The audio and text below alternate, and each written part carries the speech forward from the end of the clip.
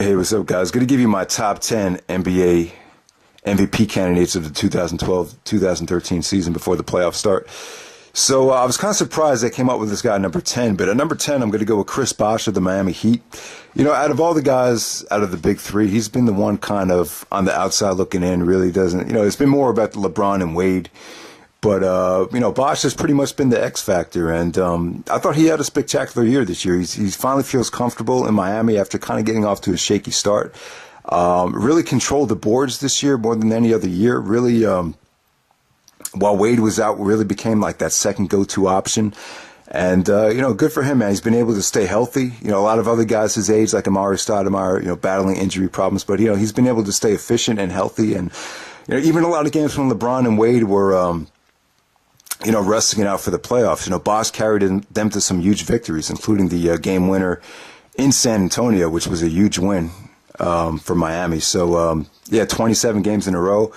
They're only going to lose about 16 games this season. So the Miami Heat altogether, man, it takes at least three really, really good to great players to put on a season that great. And Bosh was definitely a great reason for it. So Bosh at number 10, number 9, I'm going to go with Russell Westbrook at the Oklahoma City Thunder.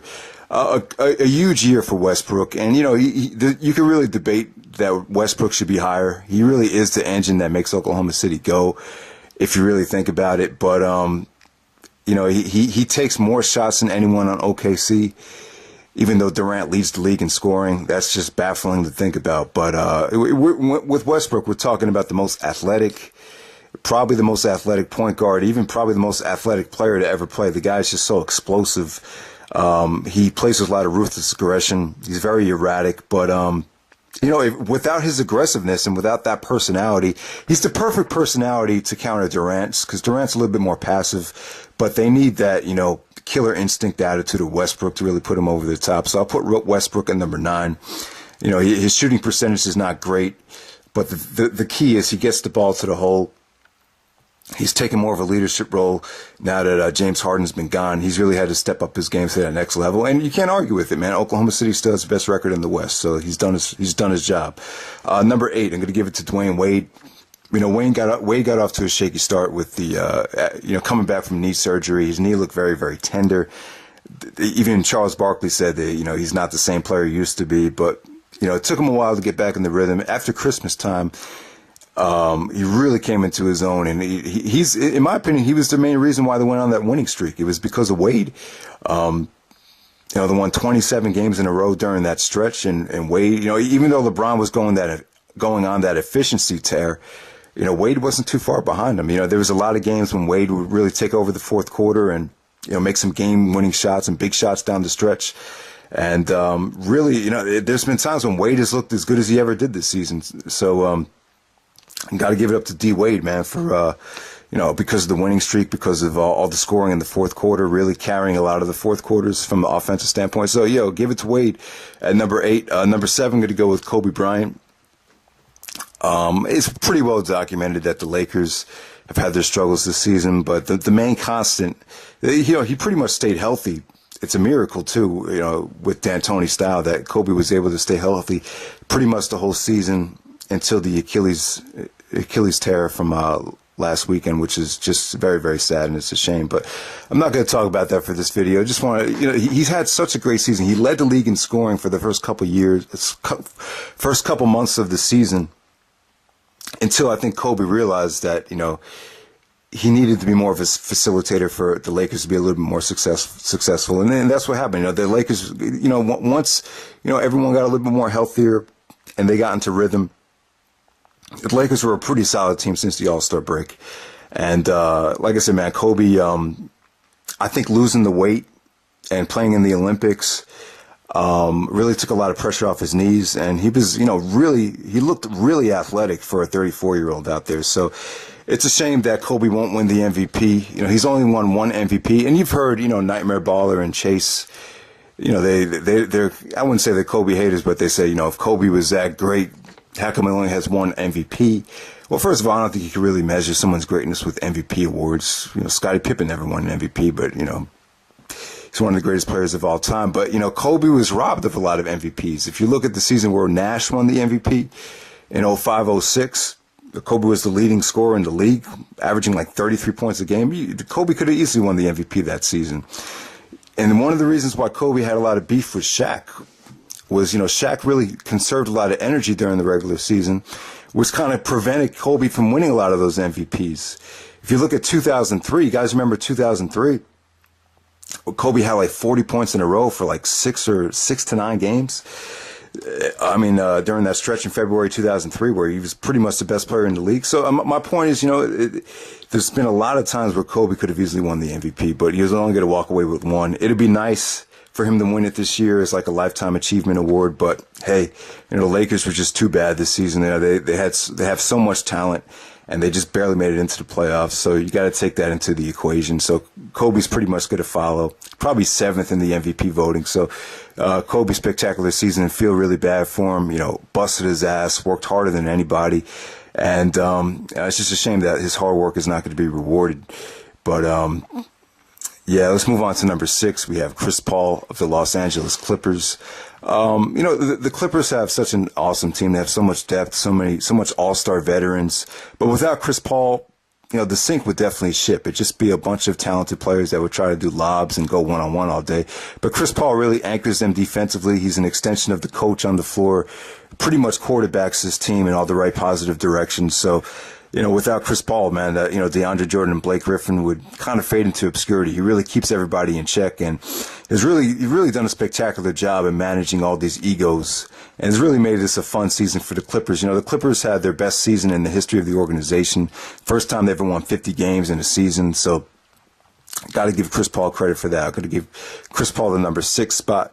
Number 5, I'm going to go with James Harden, one of the best scorers in the game.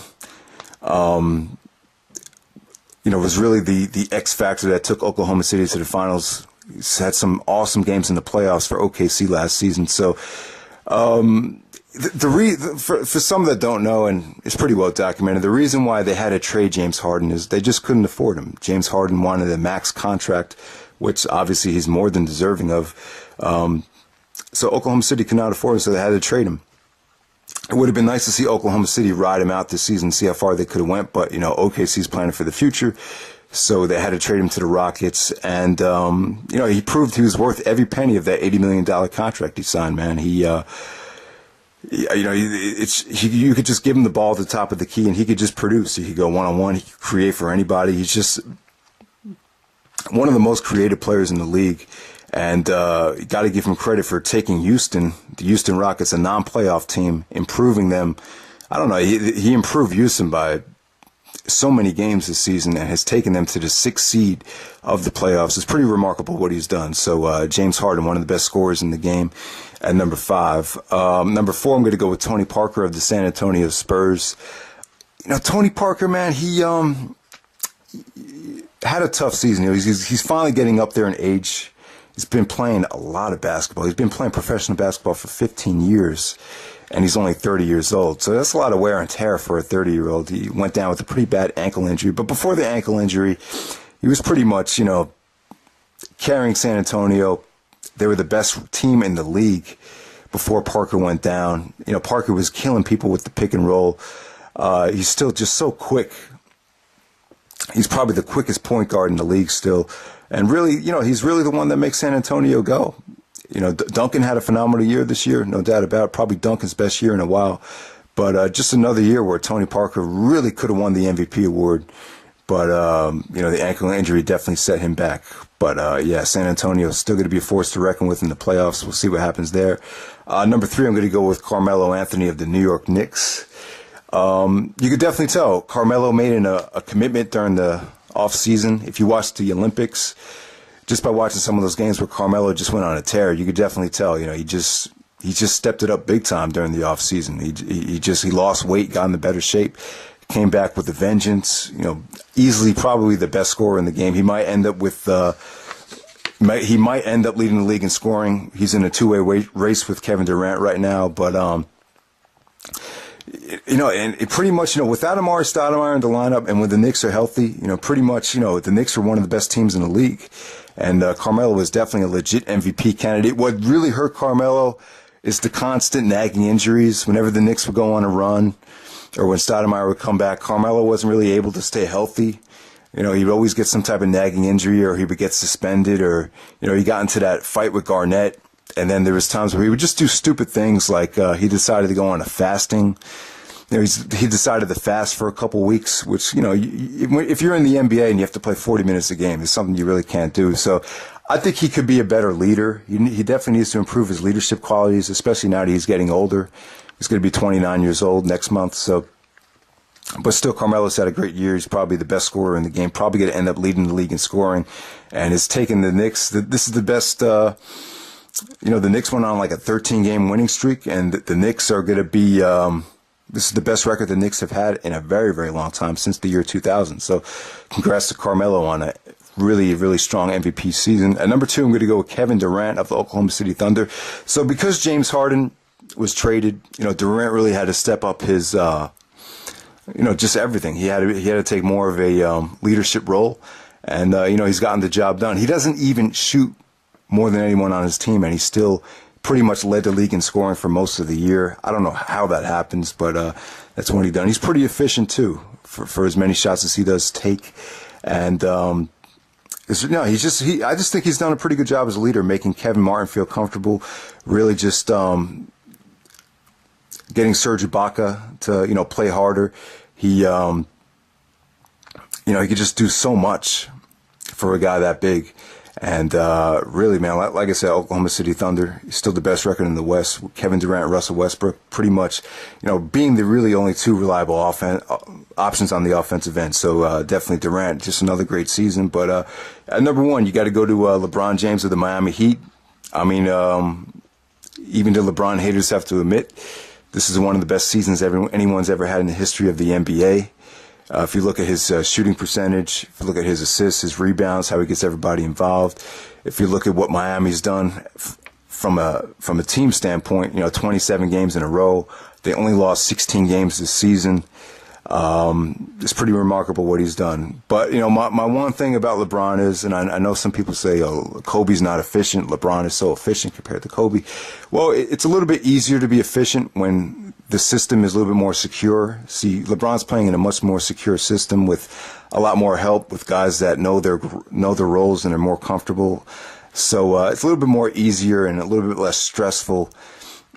So you can shoot a higher percentage that way. With Kobe, you know, they're trying to get into the playoffs. You know, guys are hurt.